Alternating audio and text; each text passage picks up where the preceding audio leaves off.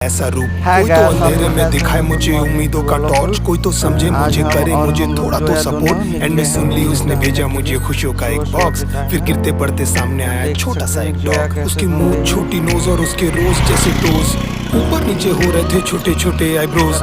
उड़ गए थे मेरे होश, साले को लिया था जब गोद, लैब्राडोर के रूप में घर आया था एक सबसे स्पेशल दोस्त। मेरी शक्ल से लगता था जैसे आया हूँ जंग से, बात भी नहीं करता था मैं किसी से ढंग से, फिर तुझे जरिया बना कर वो आए वन डे।